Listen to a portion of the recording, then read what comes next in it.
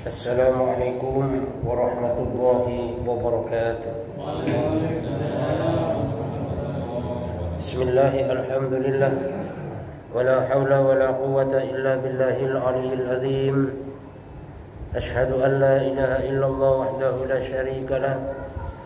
Wa ashhadu anna Muhammadan abduhu wa rasuluhu la nabiyya ba'da. Allahumma salli wa sallim wa barik ala sayyidina Muhammadin wa ala alihi wa sahbihi ajma'in, amma ba'du. Yang kami hormati para ulama, para ustaz, hadirin semuanya yang dimuliakan Allah Subhanahu wa taala. Alhamdulillah, Allah Subhanahu wa taala masih memberikan kesempatan kepada kita, masih memberikan kekuatan kepada kita, masih memberikan kemudahan kepada kita, sehingga kita masih bisa melaksanakan salat maghrib secara berjamaah. Kita lanjutkan dengan majelis taklim. Ini semata-mata karena hidayah dan kekuatan daripada Allah Subhanahu wa taala. Maka mudah-mudahan seluruh ibadah yang kita lakukan diterima oleh Allah Subhanahu wa taala, menjadi sebab dosa kita diampuni oleh Allah, menjadi sebab dosa orang tua kita, mertua kita, keluarga kita, guru-guru kita, orang kampung kita, bahkan umat seluruh alam diampuni oleh Allah, menjadi sebab selamat daripada api neraka dan masuk surga tanpa dihisab oleh Allah Subhanahu wa taala. Kita lanjutkan kajian kita masih di bab tentang keutamaan salam dan perintah menyebarkan daripada salam. Bismillahirrahmanirrahim. Qala musannif rahimakumullah wa fi sahih Muslim an Abi Hurairah radhiyallahu anhu qala qala Rasulullah sallallahu alaihi wasallam la tadkhulunal jannata hatta tu'minu wa la tu'minu hatta tahabu awala adullukum ala syai'in idza fa'altumuhu tahabbtum afsus salam bainakum. Diriwayatkan dalam Sahih Muslim yang bersumber daripada Abu Hurairah radhiyallahu an bahwasanya Rasulullah sallallahu alaihi wasallam bersabda, la tadkhulul jannata hatta tu'minu, bahwasanya kata Nabi, kalian semua ini tidak akan masuk surga sampai akhirnya kalian ini beriman. Artinya apa? Artinya surga ini diperuntukkan untuk orang-orang beriman. Lah makanya kalau orang enggak beriman maka tidak akan masuk surga. Makanya karena pentingnya iman ini, yang pertama kali didakwakan oleh para nabi adalah masalah iman, mengenalkan manusia kepada Allah, agar manusia sadar siapa yang menciptakan, agar manusia sadar siapa yang memelihara, agar manusia sadar siapa yang memberi rezeki. Jadi iman dulu yang didakwakan oleh para nabi dan rasul, karena iman merupakan satu syarat penting untuk masuk ke dalam surganya Allah Subhanahu wa taala. Wala tu'minu hatta tahabu, sabda Rasul, dan kalian ini tidak akan termasuk orang-orang beriman sehingga sampai akhirnya di antara kalian saling mencintai karena Allah, saling mengasihi, hidupnya rukun, saling memuliakan antara saudara muslim. Ya. Jadi iman tidak akan masuk ke dalam diri seseorang sampai akhirnya saling mencintai karena Allah satu dengan yang lainnya. Kalau misalnya dengki banget sama tetangga, jangan diharap ada iman di dalam dirinya. Ya. Sama tetangga judes misalnya kan, sama tetangga bawaannya nyala-nyalain dulu, jangan diharap ada iman. Karena syaratnya iman ini adalah bagaimana satu sama lain saling mencintai. Bagaimana saling mencintai ini termasuk dicontohkan oleh sahabat-sahabat Nabi, masuk orang-orang salafus soleh. Bagaimana cara mereka mencintai saudaranya? Ya, suatu contoh dari Mekah, sahabat Muhajirin ke Madinah. Di Madinah disambut oleh sahabat Ansor, dipersaudarakan oleh Rasulullah SAW, sehingga orang Ansor tadi siap menerima orang Muhajirin sebagai saudara. Bahkan yang nggak punya harta dikasih harta, yang nggak punya rumah dikasih rumah. Bahkan sampai akhirnya kalau ada Muhajir nggak punya istri, Ada sahabat Ansor ini punya istri 2, maka suruh pilih mana istri yang mau diceraikan oleh sahabat Ansor agar supaya dinikahi oleh saudaranya. Sampai begitulah persaudaraan yang terjadi antara sahabat Muhajirin dan Ansor. Artinya apa? Artinya kalau ada saudara muslim jangan sampai dicuekin, Pak. Ada tamu jangan sampai dicuekin. Bertemu saudara muslim jangan sampai dicuekin. Maka kita tanamkan rasa persaudaraan. Kita tanamkan rasa cinta kasih di antara sesama. Kenapa? Karena cinta kasih antara sesama itu merupakan satu tanda daripada keimanan seseorang. Dan Rasulullah SAW sampaikan, maukah saya tunjukkan di mana sesuatu ini kalau kamu amalkan, kamu kerjakan, maka kalian ini satu sama lain akan saling mencintai karena Allah. Apa kata Rasul? Afsus salam bainakum. Tebar salam di antara kalian. Inilah yang ditawarkan Rasulullah SAW, bahwasanya yang bisa menyatukan daripada hati, yang bisa menyatukan persaudaraan, yaitu satu sama lain saling menyebarkan daripada yang namanya salam. Makanya Pak, orang habis berantem kalau ketemu assalamualaikum udah cair Pak suasananya. Tapi kalau habis berantem dia ketemu assalamualaikum, nah itu gak cair Pak. Ucap salam cuma judes, gak cair Mas itu. Tapi kalau sudah ucap salam, salam persaudaraan, ucap assalamualaikum warahmatullahi wabarakatuh, oh itu udah satu hatinya. Ya udah habis ucap salam terus jabat tangan deh. Kenapa? Karena jabat tangan ini termasuk bisa menyatukan hati. Makanya dua orang beriman kalau berjabat tangan, maka dosanya berguguran sampai dilepas jabat tangannya. Makanya kalau kita jabat tangan bagaimana? Digenggam seerat-eratnya. Ya kenapa? Karena itu merupakan tanda persaudaraan, dan pada saat itu dosa-dosa digugurkan oleh Allah Subhanahu wa taala. Jadi afsus salam, sebarkan salam. Itu merupakan satu amalan yang bisa mendamaikan, bisa menjadikan satu sama lain saling mencintai. Cuman yang terjadi kadang-kadang sekarang kan orang ini jarang Pak ucap salam. Ya. Atau bahkan memang ucap salam sama orang yang dikenal saja. Padahal yang diajarkan oleh Rasulullah SAW, ucapkan salam baik kepada orang yang dikenal maupun orang yang tidak dikenal.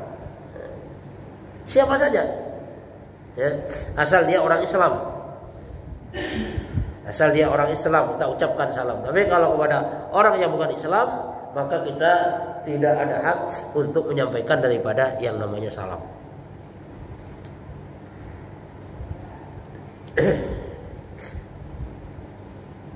An Abdullah bin Salam radhiyallahu anhu qala, sami'tu Rasulullah sallallahu alaihi wasallam qala, ya ayuhan nasu afsus salam wad'imut ta'am wasilul arham wasallu wan nasu niyam tadkhulul jannata bisalam. Ini hadis riwayat Tirmidzi termasuk hadis sahih. Bersumber dari Abdullah bin Salam bahwasanya Rasulullah sallallahu alaihi wasallam bersabda, berpesan, ya ayuhan nasu afsus salam, wahai manusia tebarkan salam. Ini perintah Nabi. Tebarkan salam apabila kalian bertemu dengan saudara muslimmu, siapa saja, baik yang dikenal maupun yang tidak dikenal. Ini perintah menyebarkan daripada yang namanya salam. Nah kemudian setelah menyebarkan salam, apalagi yang harus dibuat? Wad'imut ta'am, dan bagikan makanan. Ini perintah Nabi juga. Jadi memberikan salam, kemudian membagikan makanan. Karena yang namanya membagikan makanan Pak, yang namanya orang dibagi makanan udah pasti senang orang. Apalagi orang lagi lapar dikasih makan, aku senang banget Pak. Ya, itu doanya langsung kabul tuh. Ya, walaupun dia ngasih nggak minta doa, akan tetap didoakan.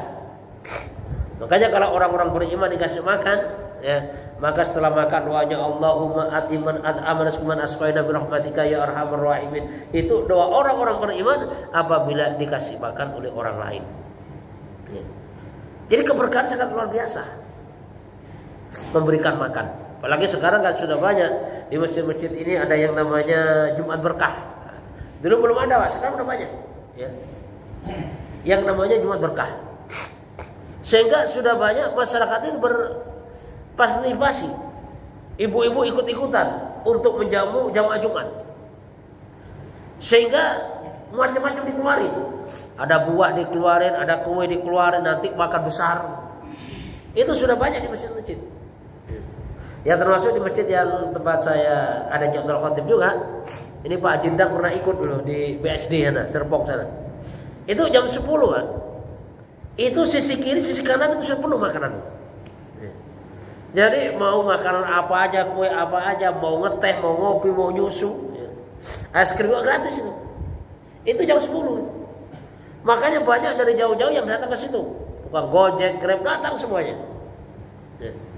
Dan kemudian setelah sholat Jumat baru di situ akan ada makan besar bersama-sama.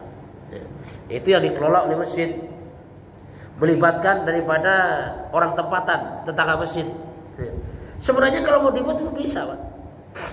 Suatu contoh, misalnya tetangga masjid itu ada 200 kakak misalnya. Dalam satu minggu cuma 7 hari, ya kan? Misalnya satu minggunya lah, satu Jumat ini kira-kira 10 keluarga. Oh itu udah mencukupi itu, ya. 10 keluarga, mungkin ada yang bawa teh, ada yang bawa makanan ini, makanan itu sangat luar biasa itu. Dan itu termasuk praktek at-ibu ta'am, memberikan makanan. Itu amalan yang sangat luar biasa, ya. Bahkan sahabat-sahabat Nabi dulu, kalau ada tamu, dia gak ada makanan, bahkan makanan anaknya pun dikorbankan, ya, untuk tamunya. Gak apa-apa anaknya gak makan, asalkan tamunya makan. Ini sampai segini, Pak. Apa itu istilahnya pemahaman orang-orang terdahulu, yaitu sahabat Rasulullah SAW. Dan kita beragama patokan sahabat Nabi. Karena Nabi itu yang langsung dididik oleh Rasul sendiri, langsung dididik. Nah makanya apapun yang dilakukan oleh sahabat ini Nabi setuju udah pasti baik yang dilakukan oleh sahabat, asalkan tidak bertentangan dengan apa yang dilakukan oleh Rasulullah. Langsung dididik oleh Rasulullah SAW, sehingga akhlak mereka itu menjadi akhlak yang sangat luar biasa. Bagaimana cara persaudaraannya sampai akhirnya pernah suatu ketika ada tamu Rasulullah SAW, gak ada yang menjamu, maka satu sahabat siap menjamunya. Diajak ke rumah, nanya pada istrinya, wah istriku ada gak makanan malam ini? Kata istrinya, suamiku kita malam ini gak makan. Ini ada tinggal anak-anaknya nih. Apa kata suaminya? Udah gini aja, ini ada tamu Rasulullah nih. Jadi anak-anak tidurkan dulu. Setelah anak-anak tidur, lampu matiin, makanan keluarin. Kamu pura-pura benerin lampu, dan saya ikut pura-pura makan. Biar sampai kenyang tamu kita. Sehingga dengan sebab itu maka turun ayat wa yusiruna ala anfusihim walau kana bihim khasasa. Jadi mereka lebih mementingkan saudaranya meskipun pada dasarnya mereka sendiri itu sangat memerlukan. Nah itulah cerminan persaudaraan bagi orang-orang yang beriman. Ya suatu contoh, Pak. Dulu di zaman sahabat ini ada kepala kambing. Rumah pertama, kata rumah pertama, ini kayaknya sebelah saya ini lebih perlu dari saya, dikasihkan ke rumah kedua. Rumah kedua berpikir sama, dikasihkan ke rumah ketiga. Sampai akhirnya terakhir kembali lagi kepada rumah pertama. Kenapa? Karena masing-masing sahabat Nabi tadi itu berpikir untuk saudaranya, ya. Bukan berpikir untuk dirinya, bukan untuk saudaranya. Sehingga kalau saudaranya gak makan, lebih baik dia gak makan. Nah itulah hebatnya orang-orang beriman. Lebih dia gak makan.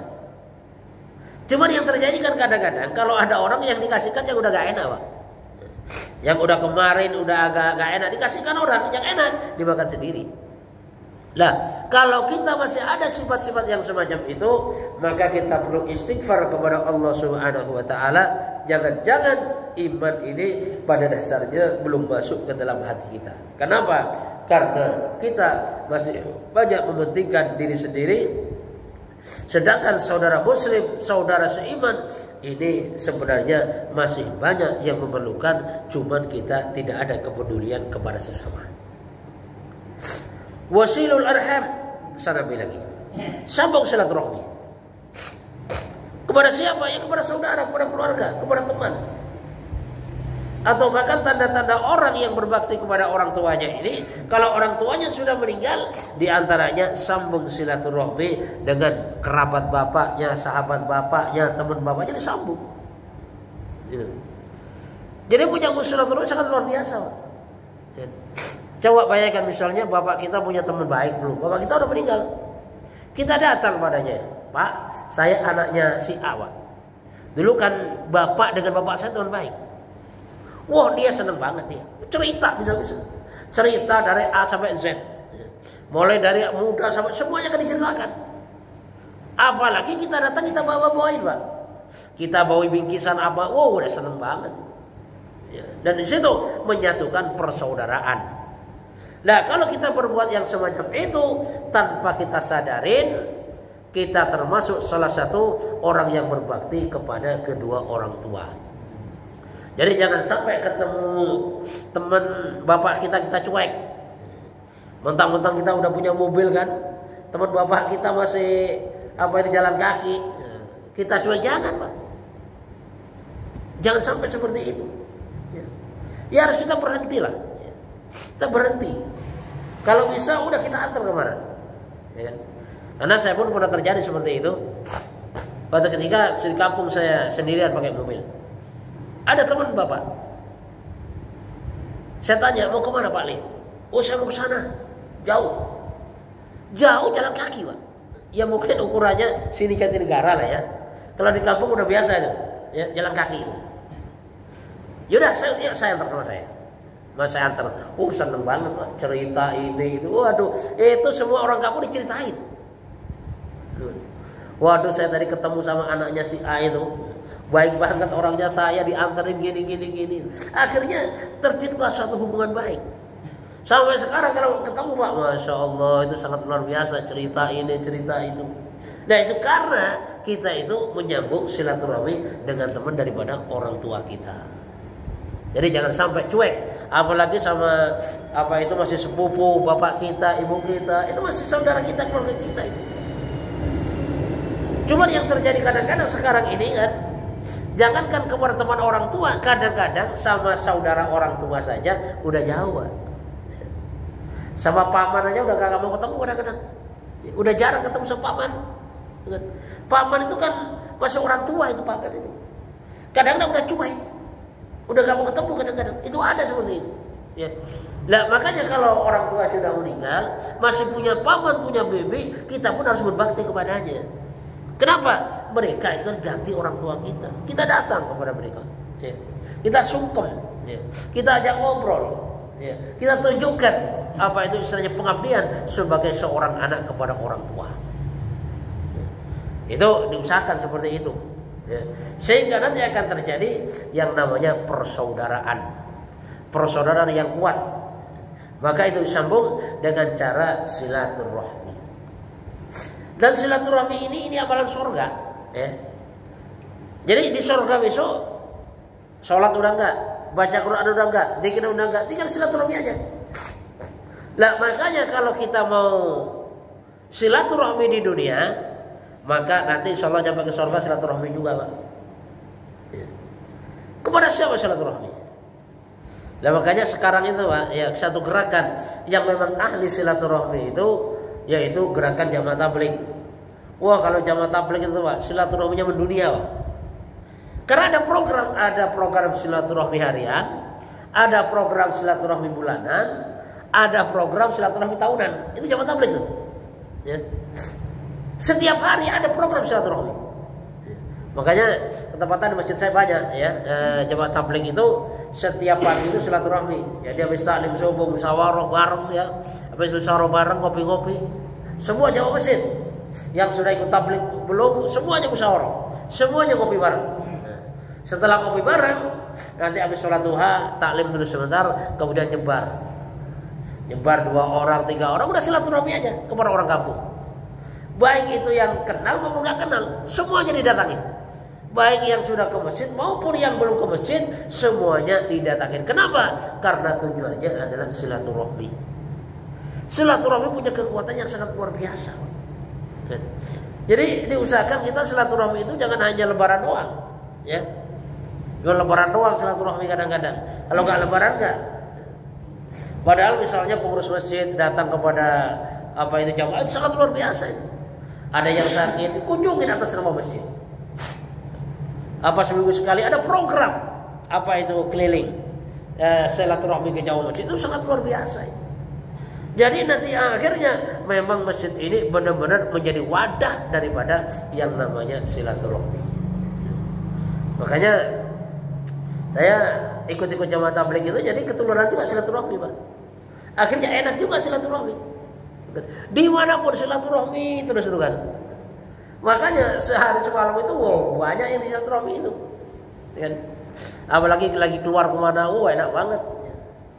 Kan tahun kemarin waktu Juli tahun kemarin kan saya silaturahmi ke Malang 15 hari. Itu silaturahmi terus tuh. Ya. Silaturahmi ketemu macam-macam orang ya. Ketemu orang tua, ketemu anak muda, ketemu kakek-kakek yang masih semangat, ada juga, Pak. Jadi gimana ya? Jadi berbagai macam pengalaman didapatkan. Itu asbab daripada yang namanya silaturahmi. Dan silaturahmi sekarang ini di kalangan orang Islam itu sudah mulai terputus. Sudah mulai jarang, Pak. Nah, makanya kalau ingin silaturahmi ikut jamaah tabligh dah. Udah nanti mau silaturahmi terus lah bawanya. Itu sangat luar biasa itu, Pak. Silaturahmi itu kan.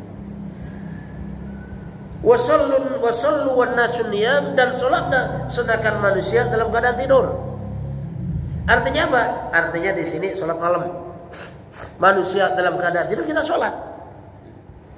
Bukan istilahnya salat Isya, bukan. Ya. Jadi nanti dikirain udah dah, saya nanti Isyanya jam 2 malam aja dah. Orang udah tidur saya baru salat. Bukan salat fardu, bukan. Ini maksud salat sunat. Ini kan yang dimaksud salat sunat. Kalau salat fardu bagaimana? Kalau salat fardu ini kita lakukan berjamaah bersama jamaah masjid, itu salat fardu. Jadi yang dimaksud sallu wan nasu niyam yaitu salat sunat malam. Kita habis tidur kita salat tahajud dah. Salat panjang-panjang, doa panjang-panjang, zikir panjang-panjang, baca Quran panjang-panjang, pendek kata semuanya panjang-panjang, nangis panjang-panjang kepada Allah Subhanahu wa taala. Nah, ini kalau bisa kita usahakan, Pak. Ya, minimal 2 rakaat lah gitu. Kalau memang kita udah malas banget, udah capek banget, 2 rakaat lah. Jam 4 bangun dengan sholat dulu 2 rakaat, kemudian tambah witir 1 rakaat, minimal seperti itu. Dan baca istighfar. Kenapa kita harus istighfar? Karena supaya kita digolongkan oleh Allah Subhanahu wa taala sebagai orang-orang wal mustaghfirina bil ashar, orang-orang yang beristighfar di waktu sahur. Ya, di sepertiga malam menjelang istighfar kepada Allah. Dan yang lebih mudah lagi, ya, supaya kita bisa menjaga sholat malam ini, termasuk kalau kita ikut wasilah subuh, Pak, ya kan? Sholat wasilah subuh itu yang jelas jauh sebelum subuh ini udah bangun. Apalagi wasilah subuh pusat, biasanya 2:30 udah bangun. Ya, ini Pak Haji rajin juga di kemana-mana pakai motor berdua sama Bu Haji ini. Santai aja dah. Malam-malam kemarin ke Cipayu Pak Haji ya, pakai motor berdua. Mungkin jam 3 deh beliau berangkat berdua. Ya. Nah kalau tingkat kelurahan paling nggak 3:30 lah ya. Di situ kita masih bisa untuk melaksanakan daripada yang namanya sholat sunat tahajud. Ya, karena kemuliaan akan diberikan oleh Allah Subhanahu wa taala kepada orang-orang yang ahli dalam sholat tahajud. Ya, kita doa segala permasalahan. Kenapa? Karena curhat kita kepada Allah. Karena kalau kita curhat kepada manusia, bukan selesai masalah, nambah masalah nanti. Kita punya utang, curhat sama orang, Pak. Ya. Yang biasanya orang nggak tahu jadi sekampung tahu tuh. Bukan selesai masalah, nambah masalah. Bahkan kadang-kadang banyak yang nyukurin, ya kan? Syukurin siapa suruh ngambil pinjaman online, rasain kalau begitu, disumpahin kadang-kadang. Ya kan? Tapi kalau kita curhat kepada Allah Subhanahu wa taala, maka Allah Subhanahu wa taala akan berikan jalan bagaimana terserah jalan yang diberikan oleh Allah Subhanahu wa taala. Kita perbanyak istighfar kepada Allah, kita perbanyak sholawat kepada Rasulullah sallallahu alaihi wasallam. Karena istighfar dan sholawat ini pada dasarnya senjata kita. Dengan sholawat doa kita akan sampai. Karena kalau kita doa tanpa adanya sholawat, maka doa kita nggak sampai, ngambang masih. Makanya perbanyak sholawat. Berapa kali? Ya terserah berapa kali dah. Ya kalau bisa minimal lah sehari itu 1000 sholawat itu minimal. Bisa juga 2000, 3000, bahkan 5000 kalau bisa. Tapi minimal kita usahakan 1000 kali. Kalau kita nggak kuat yang panjang, sholawatnya pendek aja. Seperti sallallahu ala Muhammad, Allahumma sholli ala Muhammad, boleh terserah. Ya, itu kita baca 1000 kali, Pak, nggak sampai setengah jam. Malam kita perbanyak sholawat. Setelah sholawat kita perbanyak, maka dari situ kita perbanyak doa kepada Allah Subhanahu wa taala. Ya.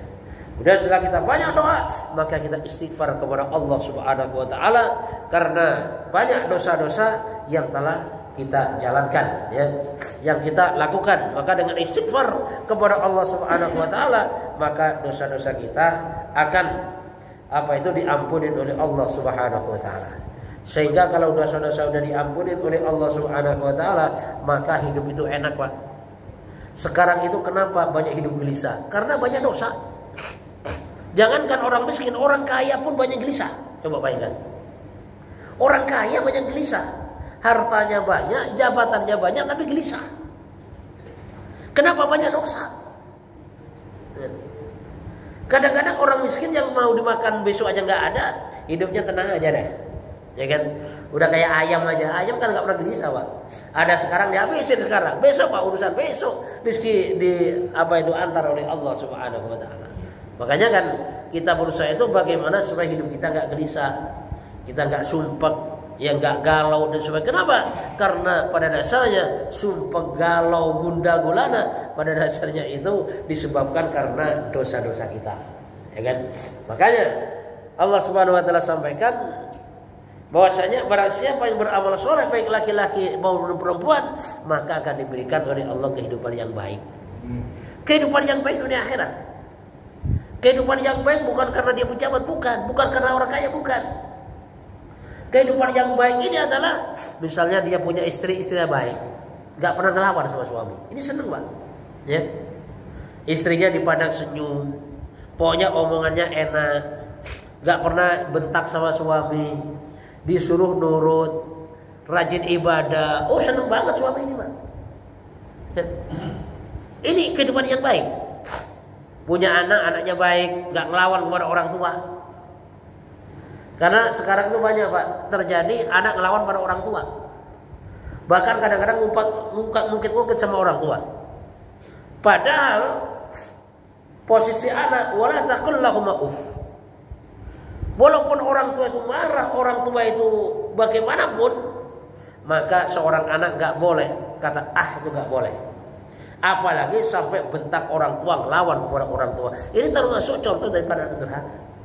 Dan kalau sudah punya anak durhaka itu nggak enak, Pak. Walaupun orang kaya nggak enak dah. Sehingga nanti anaknya akan jadi sumber masalah. Ada kan orang kaya raya, jabatannya tinggi, ternyata sumber masalahnya ada pada anak. Gara-gara anak dia sengsara. Dan itu artinya bukan kehidupan yang baik, bukan. Ya. Dan kehidupan yang baik ini termasuk punya teman-teman yang baik. Ini kehidupan yang baik ini. Lingkungan yang baik, lingkungan aman. Ini hidupnya senang, Pak. Ya. Walaupun dia bukan orang kaya. Ya. Istrinya baik, anaknya baik, temannya baik, lingkungannya baik, semuanya semuanya baik. Itu hidupnya aman, bahagia. Daripada dia jabatannya tinggi, orang kaya, dia punya istrinya ngelawan dulu. Ya. Istrinya berani sama suami. Dia punya anak, anaknya ngelawan dulu, durhaka. Dia punya teman cuma manfaatin dulu.